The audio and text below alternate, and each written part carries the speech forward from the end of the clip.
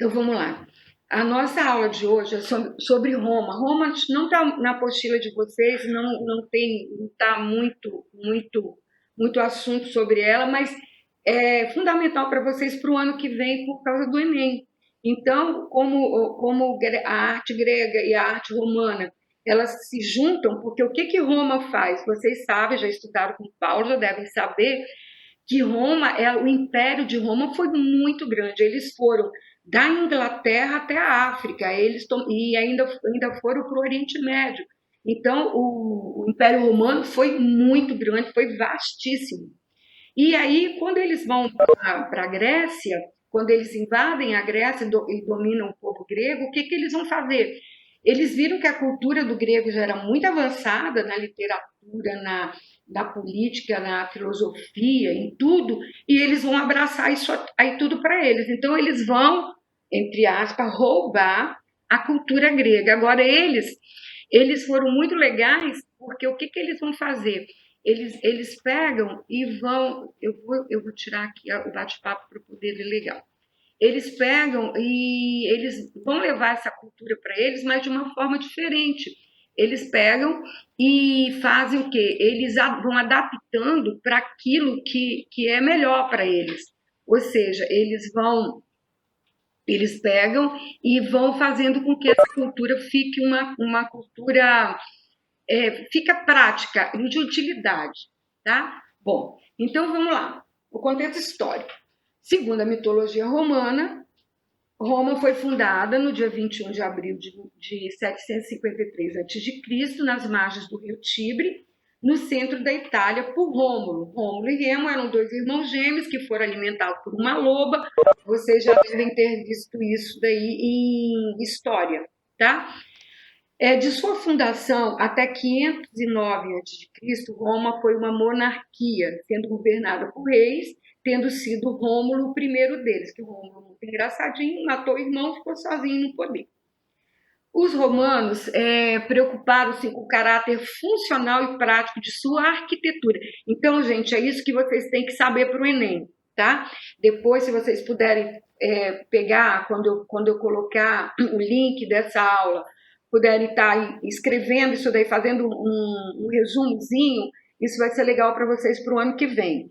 Então, principal função da arte em Roma: caráter funcional e prático. Tudo para eles tinha que ter praticidade, tinha que ter uma função. Houve, por isso, uma combinação harmônica entre a beleza e a utilidade nas mais variadas edificações romanas, como os teatros, basílicas, templos religiosos, palácios, estradas. Os romanos, gente, eles fizeram as estradas deles, eram calçadas, para vocês terem ideia. E olha que o império era vastíssimo e eles faziam calçamento mesmo de 100, 200, 300 mil quilômetros, tá? Pontes que interligavam as mais diversas regiões do império, eles precisavam disso, já que o império era tão grandioso, facilitando o trânsito de pessoas e o tráfego de mercadoria para outras regiões. As pontes, eu vou falar para vocês daqui a pouco, foi uma coisa muito engraçada, que ela surgiu em função da necessidade de invadir os povos, tá? Então vamos lá, as características. A arte romana se destacou no período que foi do século 8 a.C. ao século 4 depois de Cristo, que é até onde vai a função do Coliseu Romano, que a gente vai ver depois. Ela foi fortemente influenciada pela cultura e pelas crenças gregas, inclusive a mitológica, porque o que, que vai acontecer com os deuses gregos? Esses deuses, eles vão para Roma, eles vão pegar esses deuses, só vão mudar o nome. Por exemplo, eu já falei para vocês que eu não gosto de mitologia, mas o pessoal aí que entende vai estar ligado nisso.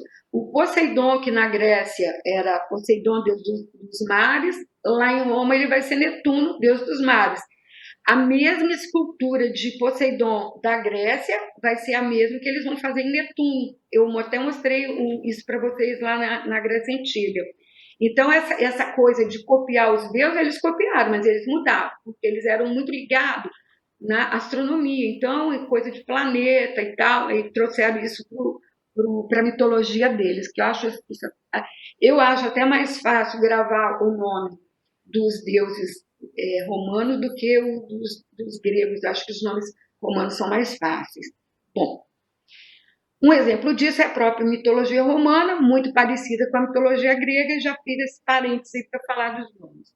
Por se tratar de uma arte milenar e pelo fato de o Império Romano em seu auge e das Ilhas Britânias, Inglaterra, até o Mar Cáspio, que está mais ou menos lá na região, lá para o lado do Golfo Pérsico, passando pelo norte da África, pelo Oriente Médio, a arte romana é de difícil definição e sintetização. Por quê? Cada povo que eles conquistavam tinha um tipo diferente de artes. E aí eles foram adaptando, e na realidade Roma mesmo, o centro lá onde ela está hoje, né, lá na Itália, ela pegou mais a arte greco-romana. Mas quando eles invadiam os outros povos, não dava para eles também liquidarem de vez com a civilização dos outros. Tanto é que lá em Bizâncio, a arte bizantina que a gente vai ver depois, o que vai acontecer? Lá continuaram fazendo mosaicos com pedra, com incrustações, porque era típico da arte deles até então. Até aqui tranquilo, beleza? Estou muito rápido, tá dando para entender. Bom, a gente vai agora falar da arquitetura especificamente. Foi através da arquitetura que a arte romana conseguiu maior expressão e significação histórica. Então, por que os romanos serão lembrados, já que eles copiaram tudo da Grécia? Primeiro que a Grécia só pensava na beleza, mas eles iam pensar na funcionalidade. Então, eles fizeram com que as coisas acontecessem. Eles pegaram os arcos lá, os arcos gregos, levaram para eles, mas fizeram os arcos romanos, que eram mais fortes e suportavam mais peso. Então, eles já foram adequando as coisas de acordo com a necessidade deles. Suas edificações eram grandiosas, fundamentadas em bases circulares e no emprego de colunas e arcos falsos para efeitos de decoração. Mas eles copiaram o dórico, o jônico e o coríntio, tá? Vou falar mais para frente. Os aquedutos, gente, não esqueça esse nome, foi assim, pilar da arquitetura romana. Os aquedutos, as estradas, as muralhas, ainda hoje são vistos no continente europeu, demonstrando a imponência que traduziu, através dos tempos, a grandeza do que foi a civilização antiga. Eu vi com os meus próprios olhos que a terra há de comer, não um dia, mas bem longe. Eu vi um aqueduto que eu vou mostrar mais para frente para vocês. E lá eu vou falar o que eu fui capaz de fazer vazia. Quando eu fui lá, eu estava com 58 anos e ainda cometi essa insanidade. Eu vou falar para vocês. Os romanos preocupavam-se com o caráter funcional e prático de sua arquitetura. Eu já falei isso 3 vezes, para ficar bem fixado aí na cabecinha de vocês, tá? Hoje, por isso, uma combinação harmônica entre a beleza e a utilidade nas mais variadas edificações romanas, peraí que eu já li tudo isso para vocês, facilitando o trânsito de pessoas, o tráfego de mercadoria, para repetir, para poder ficar bem frisadinho. Esse é o aqueduto de Segóvia. Eu fui aí em 2015. Gente, não tem cimento nisso daí. São 3 andares. Tem a primeira base, que é a base que tem mais ou menos a minha altura, 1,50 m. Depois vem esses primeiros arcos e em terceiro esses últimos arcos. Isso daí não é uma ponte. Aqueduto significa levar a água, tá? É água. E deixa eu só tentar aqui. Tudo tranquilo. A água, aqueduto, e duto que vai, a passagem. Então, o que acontece aqui? Isso daí só serve para levar a água. E esse aqueduto ele tem 13 quilômetros de comprimento. Aí onde vocês estão vendo é o centro de Segóvia, é o centro da cidade. E lá no finalzinho, lá perto das montanhas, ainda ele vai até lá, você vê direitinho o caixote.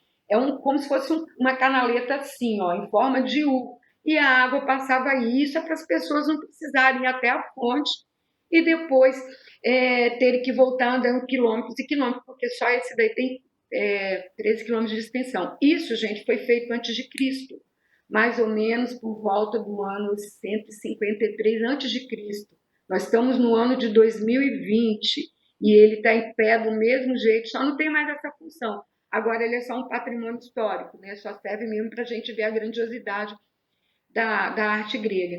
Agora, a coisa mais engraçada é que, como eu sabia que não isso aí é tudo feito através de encaixe, né, e o que segura essas pedras é uma coisa chamada empuxo, que acho que vocês podem ver isso em física depois, o que acontece?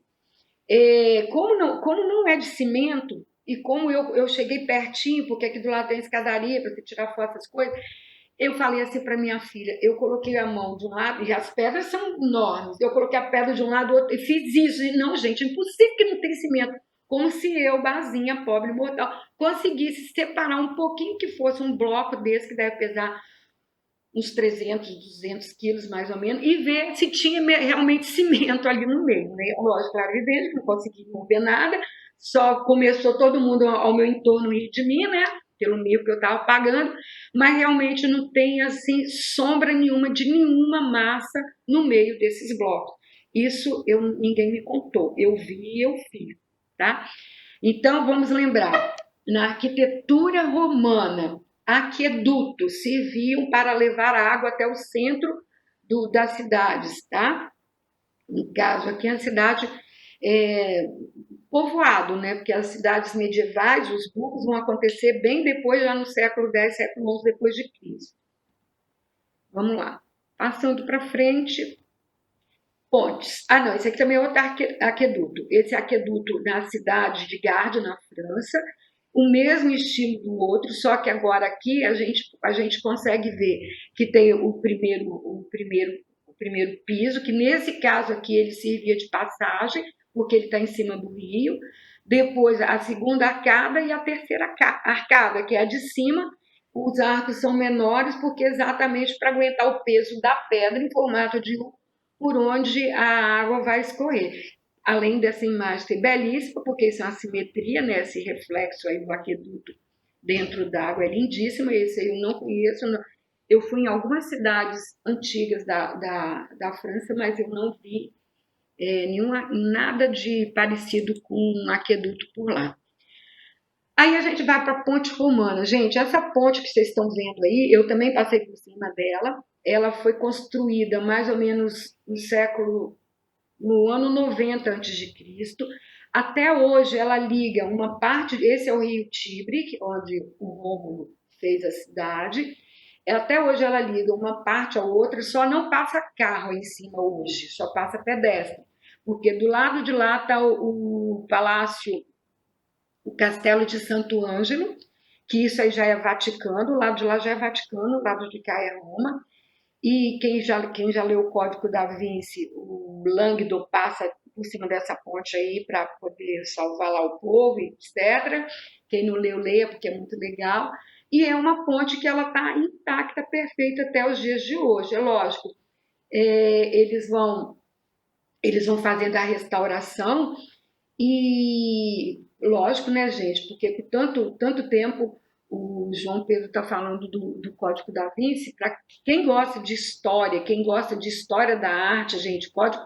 Aliás, todos os livros do Dan Brown, meu marido está no terceiro nessa pandemia, são maravilhosos. Por quê? Porque você visita tudo isso daí ao vivo e a cores.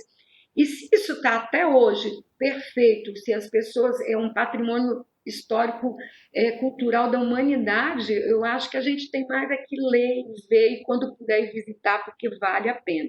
Então, essa ponte romana, com mais de 2.000 anos, ela continua aí perfeita, do mesmo jeito, e hoje a gente vê o quê?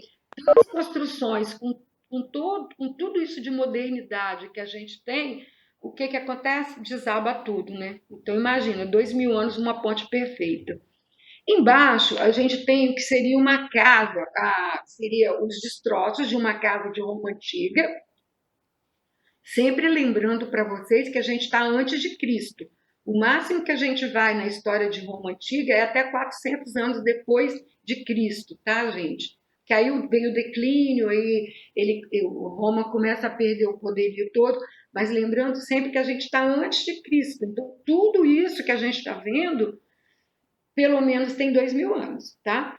Então, do lado esquerdo, nós temos a ruína do pátio de uma casa. As casas eram em formato de U também. Na realidade, elas eram um retângulo. algumas quadradas, mas a maioria era retângulo, com esse pátio interno. Então, do lado direito, a gente tem a reconstrução de como seria uma casa romana daquela época. Tem colunas, essas colunas são simples, são dóricas.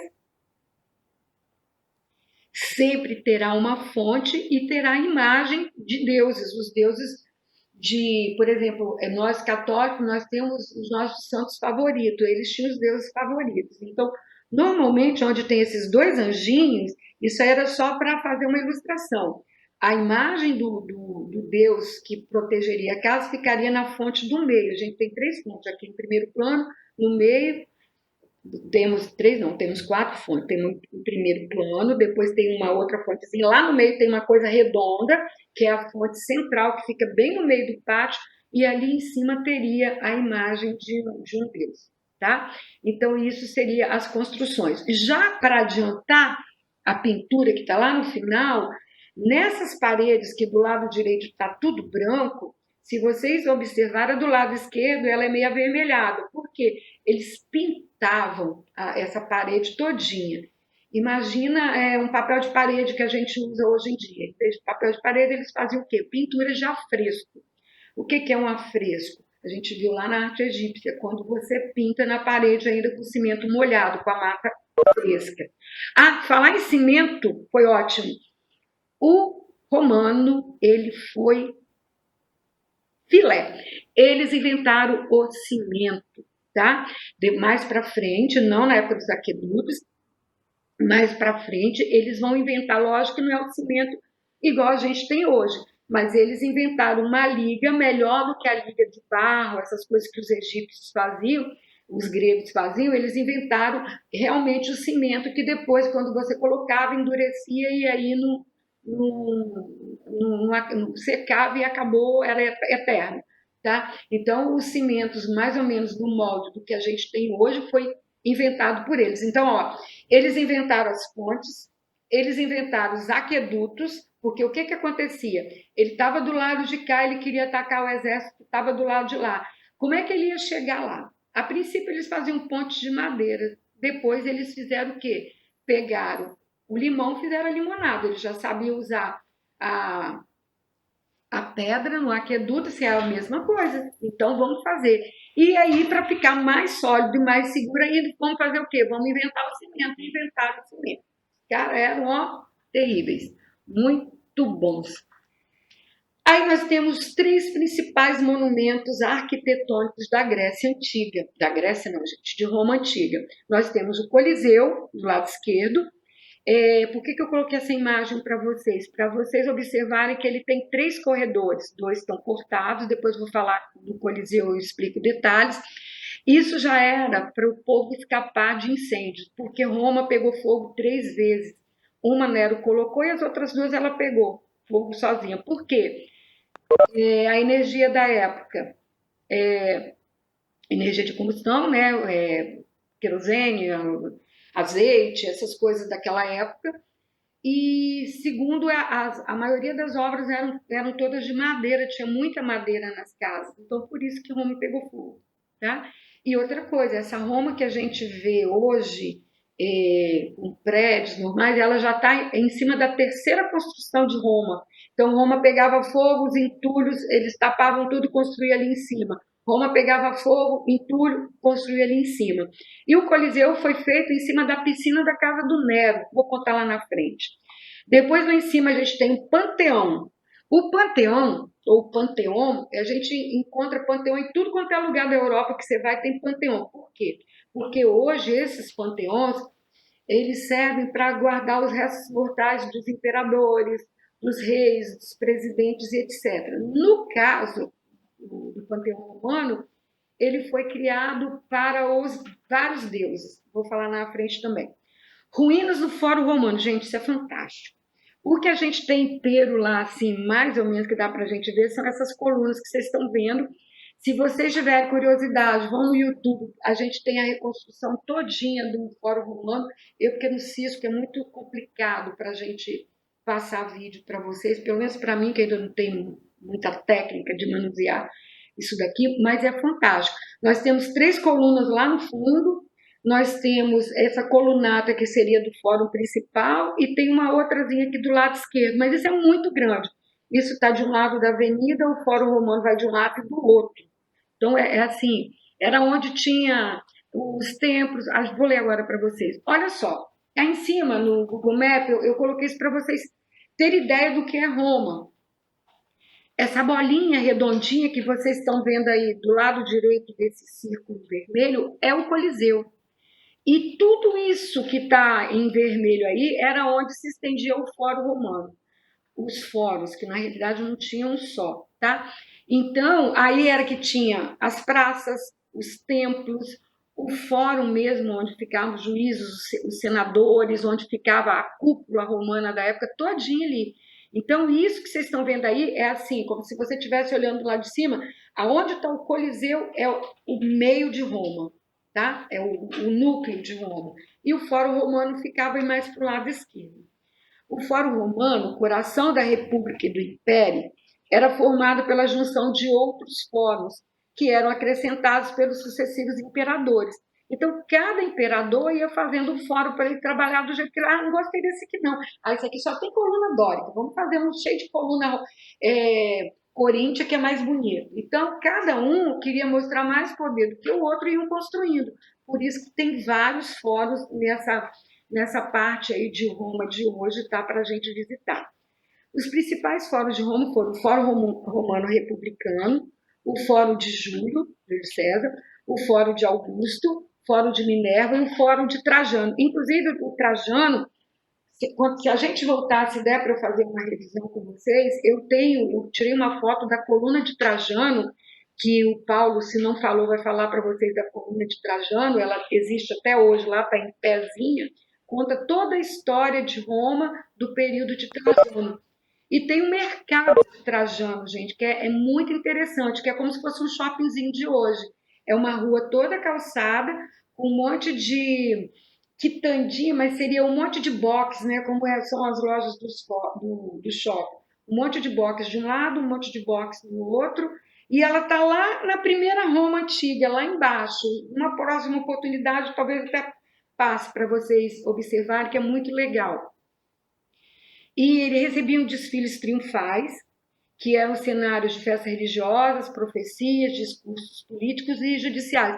Na realidade, é o que seria hoje, por exemplo, a Avenida Paulista de São Paulo. Tudo quanto é aglomeração, qualquer passeata, qualquer coisa se faz sempre num determinado local, né? No caso aqui de Roma Antiga, era ali onde tinha os fóruns. Vamos lá, passando para frente. Aí a gente tem essas fotos que eu que fiz, então de repente a qualidade não pode estar muito boa, mas é para vocês terem ideia. Olha, a primeira foto do lado esquerdo aqui embaixo, a de cima são as ruínas do fórum. Isso é muito grande. Lá no fundo vocês estão vendo um arco. Roma é cheia de arcos de triunfo. Cada batalha do imperador, cada general que conquistava uma terra nova, eles iam lá em Roma e faziam um arco. Então, o arco do triunfo é o que mais tem em Roma, tá? Então, lá no fundo. A parte de baixo é para vocês observarem. Tem outro arco do triunfo nessa foto de baixo do lado esquerdo. Outro arco do triunfo mais cheio de pomposidade. Lá no fundinho, vocês estão vendo que tem duas marquinhas pretas, são duas bigas, mas isso aí já é neoclássico, já foi feito no século XIX, é o tal do Vittorio Emanuele, é um monumento maravilhoso, coisa lindíssima, mas já é mais recente. E se vocês observarem, tem um monte de casa ali atrás, ó, tem uma torre de uma igreja, tem um prédio. Então, o povo depois foi construindo no entorno do sítio arqueológico de Roma, não teve jeito. Alguns prédios antigos, eles são moradias até hoje. O povo deixou a parte externa, construiu por dentro e fez apartamento e o povo mora tranquilo e sereno. A gente vê aqui, ó, na foto onde eu estou aqui, lá no fundo, isso também é um prédio histórico, é um prédio antigo que deixava a casca do prédio e pelo lado de lá, aí que eu falei para vocês, a coluna de Trajano nessa foto, aqui debaixo do lado direito, a coluna de Trajano, isso aí é o outro lado, ó. O lado esquerdo é um lado da pista, o lado onde eu estou é o outro lado da pista. Desse lado onde eu estou, os fóruns eram mais ricos, tanto é que essas colunas elas são todas cobertas com mármore, a foto de cima é a mesma coisa, a gente não pode entrar nessa parte, porque essas colunas elas estão sujeitas a cair, então você não teria lugar de escape. Então a gente só pode olhar de cima, é um cercado, você olha de cima. Mas na foto do lado direito, do lado esquerdo, aqui em cima, onde tem essas ruínas maiores, aqui não, aqui a gente pode entrar, passear aí por dentro. Assim, é muito legal que professora de arte, eu estava me sentindo na Roma Antiga, né, gente? Só faltou ter aquela roupa de centurião e etc, etc, etc. Mas é muito legal. Você se reporta para essa época. É muito engraçado, isso é involuntário. É uma coisa que acontece naturalmente. Então, nessa foto onde tem a tia, do lado esquerdo, tem a coluna de Trajano e tem esse mercado de Trajano que eu falei para vocês. Tudo que vocês estão vendo lá no fundo iluminado é Roma, a Roma de hoje, tá? Com o aproveitamento do que foi a Roma do passado, lógico, mas sem perder a memória. Não é igual aqui no Brasil que a gente destrói tudo. Aí vamos lá. Fórum Romano a gente já viu, já contei para vocês. Lá também no Fórum Romano tem o Circo Máximos, é onde tinha as corridas de biga lá, quem assistiu o Gladiador, aquelas corridas de biga, onde o imperador ficava lá para assistir, que cabia mais de 15 mil pessoas. Hoje só tem mata, assim, mata não, grama, né? O lugar onde as bigas corriam, e tem uns pedacinhos de arquibancada, mas não tem mais tanta coisa, não. Aí o Panteão. O Panteão, em latim, é Panteão para nós, mas em latim é Panteão. É encomendado por Marcos Vipazano, Vipazano, Agripa. Tanto é que aqui em cima, uma foto depois dá para vocês observarem que tem escrito o nome dele. E tem algarismo romano o ano que foi feito. Durante o reinado do imperador Augusto, ele foi reconstruído. Peraí, gente, encomendado por Marcos, mas ele foi feito também durante o reinado do imperador Augusto. Isso de 27 a 14 antes de Cristo começou a construção de 27 e só terminou depois de Cristo. Aí teve um terremoto em Roma, derrubou isso daí na época do imperador Adriano, e Adriano reconstruiu isso daí de novo, tá? Então o reinado de Adriano foi de 117 a 138 depois de Cristo, mas aí por volta de 126 o Panteão estava reconstruído. Gente, isso é fantástico. Do lado direito, vocês estão vendo que tem as colunas, que todo mundo sabe o nome dessa coluna, né? Coluna mais trabalhada, mais rebuscada, coluna coríntia. O frontão, que é a parte onde vai sustentar o telhado, o triângulo, e o grifo, que é essa parte onde tem esses desenhozinhos. Lá no fundo tem uma parte arredondada, gente. Isso é enorme e não tem uma coluna sustentando tudo isso daí. Vou mostrar ele por dentro para vocês, tá? Aí vamos lá. A parte do telhado. Esse telhado foi reconstruído, ele é mais recente, foi em 1800 que refizeram esse telhado, porque ele estava caindo. Aí vocês estão vendo a coluna no estilo coríntio, e lá em cima os arcos romanos. Então, olha só, Grécia não fazia arcos, tá? Grécia fazia coluna dentro daquele caixotão redondo. Aí o que o romano fez? Bom, já que eu tenho coluna, eu posso fazer arco, a sustentação vai ser melhor. Falando que os caras eram inteligentes, então lá em cima, ó, os arcos romanos para sustentar o telhado, e olha o tamanho que são essas colunas, gente.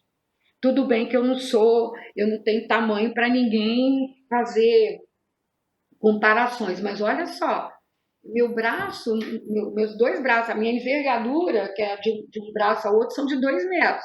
Eu sou pequenininha, mas minha envergadura é grande. E esses meus 2 metros não vai na metade da circunferência da coluna. Então, é assim, é uma coisa espantosa. Agora a gente vê lá em cima, do lado esquerdo, a porta. Toda essa porta, gente, ela é original da época, tá? Ela é de bronze, toda forjada em bronze. Não sei como é que eles conseguiram fazer isso, numa época que eles não tinham recurso praticamente para nada. Isso é mármore Carrara todo trabalhado, as partes laterais. Ela é enorme, ela deve ter uns 5 metros de altura. E do lado esquerdo, a gente vê o interior. Olha, vocês imaginam, por exemplo, um campo de futebol? Cabe um campo de futebol aí dentro, a parte do gramado, cabe aí dentro. O diâmetro disso aí é enorme, é muito, muito grande. E ela não tem uma coluna de sustentação nessa abóboda. Lembrando que eles inventaram, nessa época já tinha cimento, mas isso aí é tudo pedra sobre pedra. Então é o empuxo. E para ter claridade aí dentro, olha só que coisa mais interessante. O nome disso aí do lado esquerdo é ósculo. Esse buraco, gente, ele deve ter mais ou menos um diâmetro de uns 4 metros, tá? E ele não tem nada tapando lá em cima. Ah, então se chover vai molhar tudo aí dentro. Isso aí é tão alto, tão alto, tão alto, mais ou menos um edifício de 10 a 12 andares, que as gotículas da chuva, antes de cair no chão, ela evapora. Então, a chuva não consegue chegar no chão do Panteão, ela evapora antes. E esses caixotões que vocês estão vendo aí em torno, isso são caixotões de mármore, isso aí é travertino. É um mármore que foi muito usado nessa época, ele era um mármore claro. Então, são camadas de mármore sobrepostas. E isso daí, gente, imagina numa época em que a gente ainda não tinha roldana, porque a roldana vai ser inventada no século XVI por Leonardo da Vinci. Nós estamos antes de Cristo. Aí, do lado direito, vocês estão vendo que tem alguns nichos. Dentro desses nichos, eles colocavam a imagem dos deuses da mitologia romana. Hoje, embaixo de cada nicho desse daí, tem os restos mortais de imperadores do passado, de reis, de rainha, de papas, etc. Hoje isso daí funciona como uma igreja. Não é todo dia nem toda hora que tem missa, mas é como se fosse uma igreja. No Google também vocês vão conseguir fazer uma visita por dentro do Panteão. É muito grande, é muito legal. Aí a gente vai para o Coliseu de Roma, que é uma coisa assim bem faraônica, bem fantástica. E o que vai acontecer aqui? Não se preocupe não que a gente vai demorar mais nessa parte, tá, gente? A aula de hoje ela não demora muito. O Coliseu, gente, ele foi feito, ele é o maior e mais famoso símbolo do Império Romano. O Coliseu era um enorme anfiteatro reservado para combates entre gladiadores ou contra esses guerreiros, um contra os outros ou eles contra os animais selvagens. Animal selvagem, Roma. Lembram que Roma invadiu a África. Aí da onde que eles traziam os animais selvagens? Da África, tá? Então às vezes a gente lê umas coisas, gente, mas como que pode? Lá não tem leão, não tem nada. Mas a África, alguns países da África eram colônias de Roma, então traziam tudo de lá. Ele era suntuoso e era mais confortável do que muitos estádios modernos. Ele era todo revestido de mármore, porém, o que foi acontecendo? Como um terremoto abalou a estrutura dele, ele caiu, ele só funcionou até 406 depois de Cristo. A igreja começou a pegar o mármore para fazer para fazer igrejas, para revestir as igrejas, tá?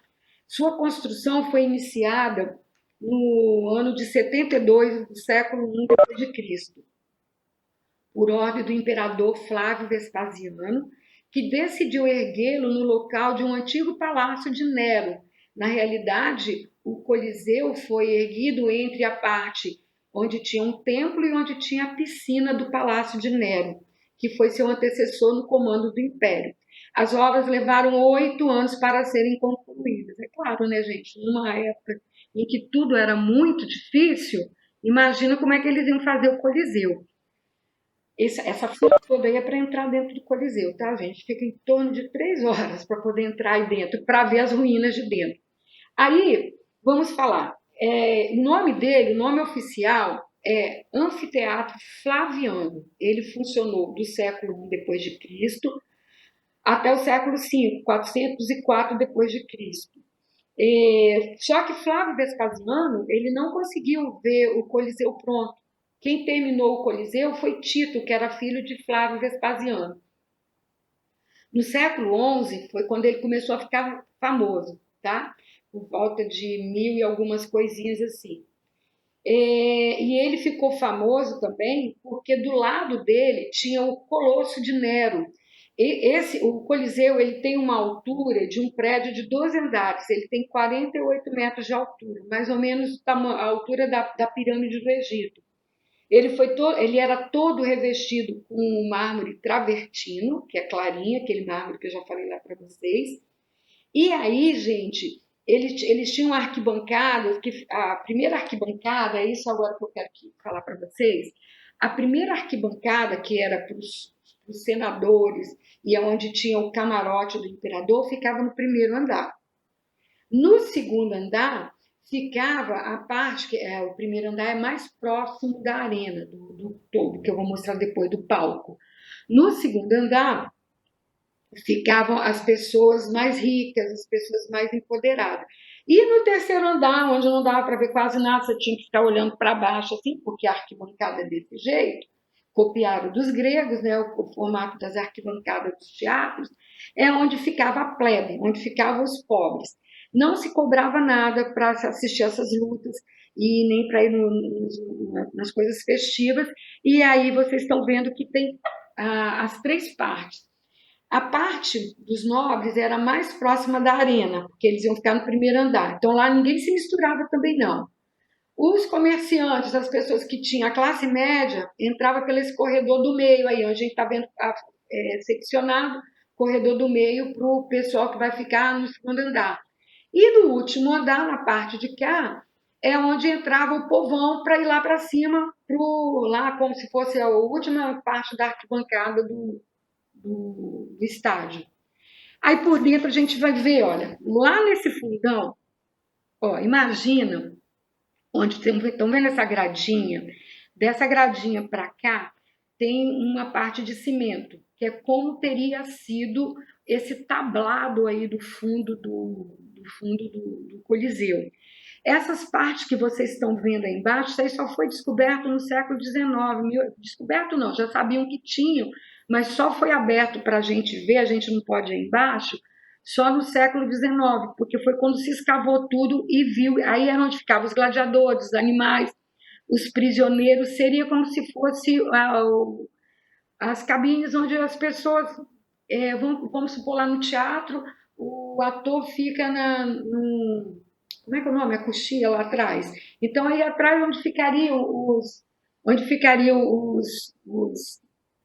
gladiadores, os animais, o povo preso, né? Porque muitos dos gladiadores eram prisioneiros que eram capturados na guerra. Então isso aí era o porão, onde ficava, credo, esqueci o nome, camarim. É como se fosse o camarim aí do pobre do gladiador. Se vocês olharem reto, lá na frente vocês vão ver um arco com duas colunas e um monte de gente. Ali era a tribuna de honra, ali ficava o imperador. Aí, quando dava empate, acho que vocês já viram isso em filme, quando dava empate entre dois gladiadores, ou quando o imperador decidia quem ia morrer ou não, ou quando o gladiador já conseguia ter o domínio sobre o adversário, antes de enfiar a espada, a lança, o que fosse, a adaga, na pessoa que estava sendo sufocado, ele olhava para o imperador, e o imperador fazia positivo se era para deixar vivo, negativo para que se fosse para morrer. Então era assim, em função disso, do gladiador entrar na arena sabendo que um dos dois iriam morrer, que ficou essa máxima. Quando os gladiadores entravam, eles entravam todos como se fosse uma parada, né? Eles falavam, na frente do imperador, eles falavam, faziam uma reverência e falavam: Ave César, aqueles que vão morrer te saúdam. E isso é uma máxima dentro da história de Roma Antiga e dentro da história do Coliseu. Aí, nesse primeiro andar, é onde ficavam os cônsules, onde ficavam os deputados, onde ficava a nata da política. No segundo andar, que a gente não consegue mais ver direito, que é onde está tudo, é como se fosse um telhadozinho, é onde ficava a arquibancada do pessoal com mais dinheiro. E nessa terceira parte, que também a gente não tem mais nada, só vê agora os arcos, é onde ficava a arquibancada com o povo pobre. Parte do Coliseu ele está todo escorado, assim, com andames, igual lá na Grécia, porque eles têm medo do Coliseu vir cair, apesar de que se faz muita restauração, se faz muita prevenção, tanto é que é aberto ao público, né? E a gente não pode passar dali onde está aquela montoeirinha de gente, a gente vem aqui pelos lados, mas é tudo caminho indicado, porque você não pode ficar sambando para lá e para cá e dentro não, por causa do perigo. O Coliseu ele sofreu com as invasões bárbaras, ele sofreu acho que com 3 terremotos, então ele resistiu até bastante no tempo em função de tudo que ele já passou. Aqui é uma parece ser gente para vocês terem ideia, tá? Como seria. Então o lado de cá é uma parte por onde a gente entra, vai pelas laterais e vamos lá na tribuna do imperador. Então pedras enormes, fantástico. Agora gente, eu estava lendo que durante muito tempo se falou que os cristãos foram sacrificados aí dentro, pegavam, na época do cristianismo, pegavam todos os cristãos, colocavam aí, soltavam as feras para comê-los. A gente vê isso em filmes, a gente vê isso nos livros de história, mas alguns historiadores, eles têm dúvida de que se isso aconteceu de fato, porque não existe nenhum documento comprovando isso daí. Isso é uma hipótese, tá? De que os cristãos foram sacrificados. A única coisa que eu falo para vocês é que eu sou meio sensitiva. Entrar no Coliseu causa um pouquinho de arrepio. Parece que você. É aquilo que eu falei, quando a gente entra num determinado lugar, parece que você remonta, vai para aquela época. Então aí eu ouvia gritos, porque eu já assisti muito filme de época, muitos filmes de época sobre Roma Antiga, então parece que eu estou vendo aquele povo gritando, sabe, o leão rugindo, mas eu sou assim, né? Minha mente é espetacular, ela inventa o que não existe. Mas é assim, a sensação muito ruim. É a sensação de morte mesmo, tá? Aqui dá para a gente ver, ó, essa parte que eu falei para vocês, debaixo do Senado, onde tem essas lajes aí, era onde teriam as arquibancadas para o povo mais rico, e a parte de cima, por cima do arco, onde também é assim, meio inclinado, seria do pobre. Interessante, depois que desativaram os gladiadores, teve um imperador, depois do século, acho que depois do século III, ele desativou, não queria mais saber de ninguém morrendo e nada. Esse palco que hoje vocês estão vendo aí a metade de cimento, isso era tudo de madeira. E por cima dessa madeira tinha uma camada de areia, tá? Então, com o tempo, essa areia, por isso que soterrou a parte de baixo, essa areia toda que ficava aí por cima, caiu e soterrou o porão aí do Coliseu. Outra coisa, aí esse imperador que desativou as brigas, ele fazia batalha naval aí dentro. Aí o que eles colocavam? Uma lona enorme, enchia de água e colocavam barquinhos de brincadeira, não sei qual seria o tamanho, para brincar de batalha naval dentro do Coliseu. E uma outra coisa muito interessante sobre o Coliseu que se descobriu é que ele tinha um teto retrátil, então ele tinha viga, umas armações. Imagina um Maracanã com um monte de viga e com um toldo enorme ali no entorno dele para proteger as pessoas do sol. Mas o sol ele protegeria igual hoje, uma parte e outra não, mas o centro da arena nunca ficaria na sombra, sempre teria sol. Mas se a gente olhar agora aqui, ó, a própria posição do sol já está mostrando para a gente que parte da arena estaria coberta com sombra, né? Então, isso não é em verdade, mas são coisas que você lê sobre o Coliseu. Aí a gente vai sair um pouquinho de Roma. A gente vai na Espanha, quando os romanos invadem a Espanha, também constroem lá arenas. Isso aí é o Teatro de Merida, uma cidade da Espanha, bem nos moldes, com colunas jônicas, porque tem os dois rolinhos. Ali seria onde seria o cenário, né? Porque o ator ele vai se apresentar nesse meio círculo aqui, tá? Então o ator ele nunca se apresenta lá no cenário igual o dia de hoje. Ali ficaria músicos, outras coisas, e o ator se apresentaria aqui no meio, e nessas cadeirinhas aí o coro, é o pessoal que ia cantar ou declamar. Então, para vocês terem ideia que a arte, a arquitetura romana está espalhada por toda a Europa, onde eles dominaram tem resquício deles. E a Arena de Nimes, na França, é a arena mais bem conservada, isso são chamados de anfiteatro, tá, gente? Lembra que o nome do Coliseu é Anfiteatro Flaviano. Lá no Coliseu também tem, de um lado tem a coluna de Flaviano, que é um arco do triunfo, e do outro lado tinha a estátua enorme de 38 metros de altura de Nero. Um terremoto acabou com ela. E essa de Nimes, ela foi construída por volta do ano 100 depois de Cristo, tem uma fachada de 21 metros de altura, então se vocês olharem, ela só tem duas arcadas, duas colunatas de arco, primeiro e segundo andar. O Coliseu é mais alto porque ele tem uma terceira. Ela está perfeita e ela funciona até os dias de hoje para shows, tá? A escultura. Assim como eles fizeram lá na arquitetura, gente, deixa eu olhar, ó. Vamos correr. Assim como eles levaram a arquitetura para a funcionalidade, eles fizeram a mesma coisa com a escultura. Eles pararam de fazer um monte de deuses mitológicos, então eles começaram a fazer imagens ao bom pastor, não em função de Deus, tá, gente? O pastor mesmo da época, então a escultura do lado esquerdo. Do lado direito, Caracalla foi um imperador romano que adorava termas. As termas de Caracalas, elas existem até hoje e são fantásticas, com água quente e tudo mais, tá? Então, Caracalas, do lado de cá, sempre o busto, eles faziam assim, o imperador, o general, o cônsul ia para uma guerra, fez feitos históricos, vamos fazer o busto dele. Então, sempre daqui para cima. Então, esse é seu Caracalas. Aí nós temos Júlio César, imperador romano, muito bonitinho, bonitinho com o escudo do peito dele todo trabalhado, isso provavelmente seria bronze.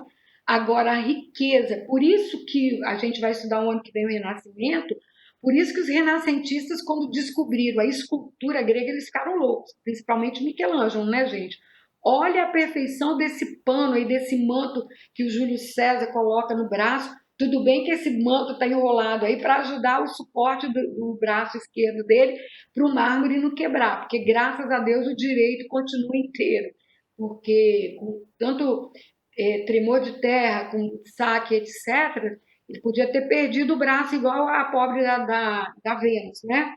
E esse anjinho que está embaixo também é para fazer o suporte da perna da escultura. Do outro lado, Adriano, que foi quem terminou o Panteão, tá? Também um jovem bonito, né? Bem apessoado, nariz aquilino. Eu falei para minha filha que ele me lembra um ator da Globo, que eu esqueci o nome, acho que é Caco Cioppi. Parece mesmo, gente, que narizinho aquilino. Aí, gente, uma coisa engraçada. Essas esculturas de mulheres aí normalmente eram as primeiras damas ou as mulheres do cônsul, só que nessa época elas usavam muita peruca. E aí o que eles faziam? Eles faziam a escultura do rosto, faziam o cabelo como se estivesse preso, e essas peruquinhas, esses cabelinhos aí, eles colocavam e tiravam, colocavam e tiravam. Aqui também a gente tem um grande general, que eu não consegui achar o nome dele, mas é uma obra, uma estátua equestre, ele está em cima do cavalo, numa batalha, embaixo o busto dele, né? O busto é sempre quando você faz do peito para cima, tá? E eram esculturas também funcionais. Isso daí é no Museu do Vaticano, é a galeria dos grandes generais romanos, tá? Todos esses daí do lado direito foram grandes generais. E do lado esquerdo eu tirei essa foto para vocês observarem que é solto essa partezinha, como se fosse um arco, uma tiara. Dependendo da pessoa que ia visitar a casa dela, ela queria ficar mais bonita ou mais feia. Não ela pessoalmente, mas todos eles tinham esses bustos dentro da casa deles. Aí ela mudava o penteado dela de acordo com o que ela queria ficar mais bonita ou mais feia, tá? Isso daqui, gente, é uma escultura do Rio Nilo, com esfinge egípcia. Se vocês olharem na escultura, estou falando da imagem do lado esquerdo. Tem uma imagem de uma esfinge bem no molde do Coros. Vocês lembram o que é um Coros, né? São as primeiras imagens feitas no Antigo Egito. E tem essa coisa aí, cornucópia. Cornucópia é esse chifre que essa estátua que representa o Rio Nilo está segurando, e essas flores e essas frutas estão saindo, na realidade, dentro de um chifre. É um bloco inteiro de mármore, porém, se vocês observarem do lado direito, esse pé que pisa em cima do jacaré, ele tem uma parte mais clara. Provavelmente, o bloco de mármore que se fez, toda a composição aí da escultura do Rio Nilo, ficou faltando um pedaço e eles pegaram e emendaram com mármore. Isso é um mármore meio preto, e aí ele ficou um cinzentado mais claro. Mas, gente, isso é perfeito. Não foi Michelangelo que fez, não é do Renascimento, foi feito entre o século I e o século II depois de Cristo, e olha a perfeição, gente, é fantástico. Aqui é dentro do Vaticano, é uma ala do Museu do Vaticano, uma ala toda para as grandes figuras da mitologia grega, tá? Da grega, não, desculpa, da mitologia romana. Então a gente tem vários deuses aqui, porque essas esculturas, eu acho que foi o Papa Inocêncio XII, se eu não me engano, ele que pegou e transformou essa parte aí, que era um palácio, né, num museu. Palácio do Vaticano, que na frente tem a catedral, e na parte de trás, que eram as instalações da igreja, foi transformando em museu.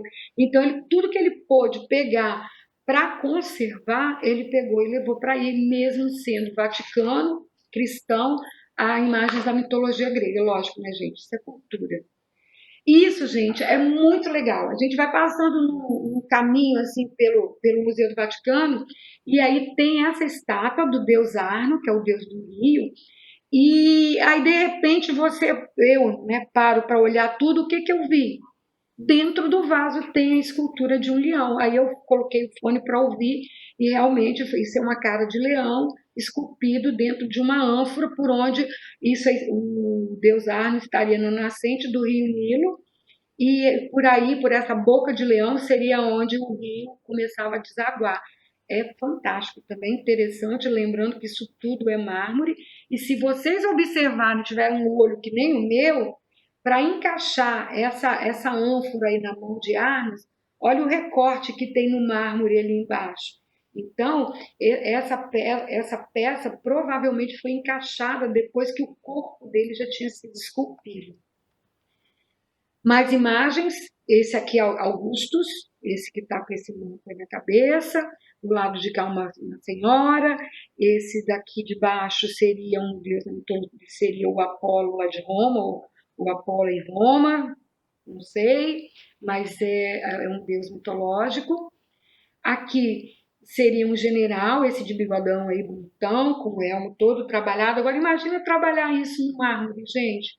Do lado de cá seria a representação de uma deusa romana, tá? Agora, olha que engraçado, ela tem uma esfinge no elmo dela. E a gente vai para a pintura. A pintura romana, ela está muito mais conservada do que a pintura grega. Por quê? Por causa das termas, por causa do pátio das casas.